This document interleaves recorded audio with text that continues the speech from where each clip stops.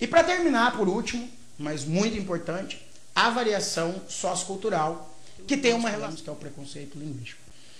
O preconceito linguístico é aquilo que nós dissemos sobre como ver, né, como as pessoas veem as variações linguísticas. E isso ocorre muito dentro da questão social.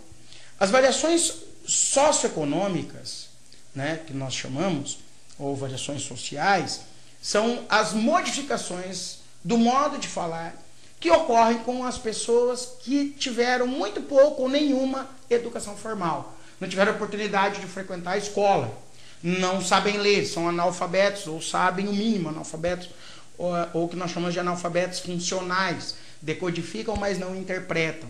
Quer dizer, são pessoas que não têm possibilidade de ler muito e conhecer novas palavras ou o significado das palavras.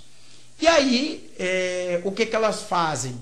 Elas criam elas mesmas as palavras ou modificações no modo de pronunciá-las.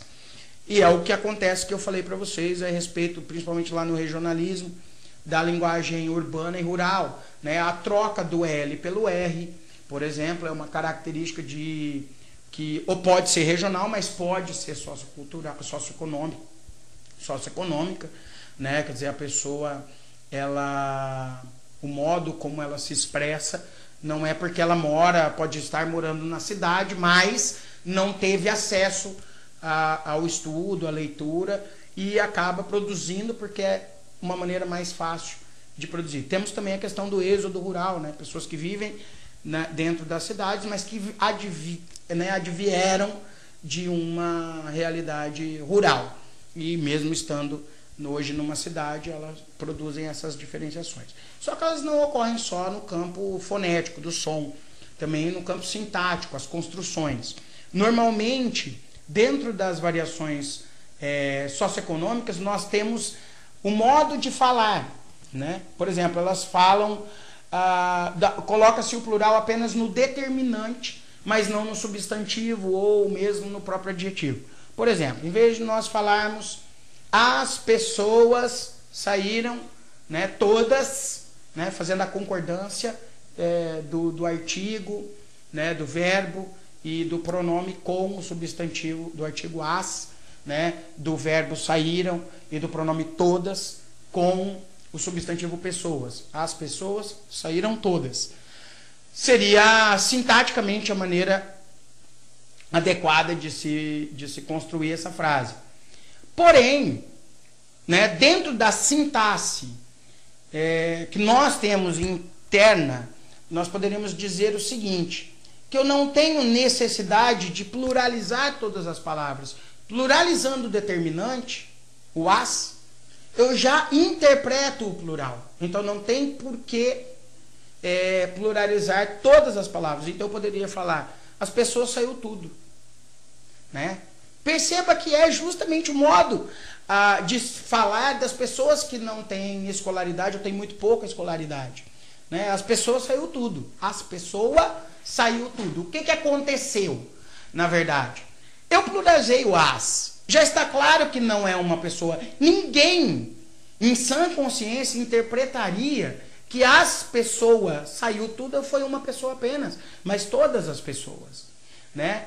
Por quê? Porque a pluralização do artigo, do determinante, já acarreta semanticamente para nós, para nossa interpretação, a pluralização de toda a oração. Isso é natural para nós. A pessoa, como ela não teve esse estudo, né, ela vai pluralizar apenas o as, porque ela já pressupõe, ela vai usar a lógica e não a regra gramatical. Então, são algumas características, as questões de concordância, o próprio uso dos pronomes, né? Os erros que nós chamamos esses problemas de construção, nós chamamos de solecismos. Tá? É importante você lembrar que hoje é considerado vício de linguagem. O que são os solecismos? Esse problema de construção sintática é um problema de solecismo. A própria questão da colocação pronominal, né? Nós temos o hábito, e isso daí agora não é específico de variação socioeconômica, pessoas que tem estudo, que tem acesso, acabam produzindo também esse solecismo, que é iniciar a oração com pronome oblíquo, né? Me pediram para sair com você. Então, por que não pediram-me para sair? Né? Aí já entra uma outra questão, que é natural, da nossa natureza. Para o modo de falar brasileiro, é mais sonoro iniciar, é mais... há uma cadência maior, um ritmo maior, uma harmonia, né, sonora melhor, se iniciarmos a oração com pronome. Me pediram para sair. Diferente da maneira de falar, por exemplo, de Portugal. Que o modo de falar deles é de uma outra maneira, a musicalidade do idioma deles é outra, o ritmo é outro. Então, para eles, soa melhor falar, pedir-me para sair contigo.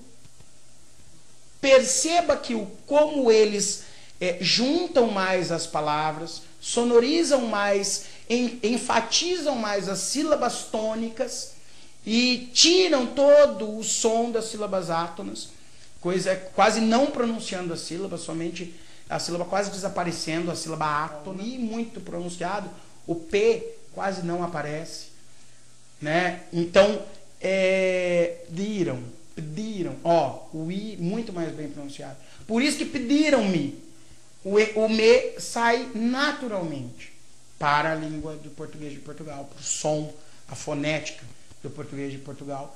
No Brasil isso não ocorre.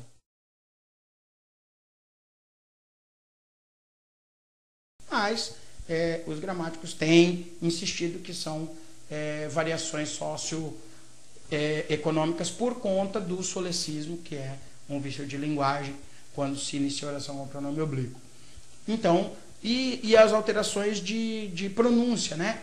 Por exemplo, as nasalizações, mortandela, idiota, né? São palavras, essas nasalizações são criadas também por uma questão sonora. E aí isso nós chamamos de barbarismos, que são diferenciações a respeito da pronúncia e da escrita das palavras, né? Então, diferenças ou alterações na pronúncia ou na escrita, né, das palavras nós chamamos de barbarismos, também são vícios de linguagem, juntamente com o solecismo, que é sintático.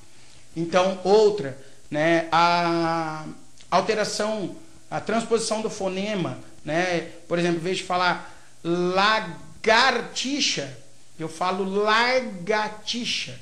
Por quê?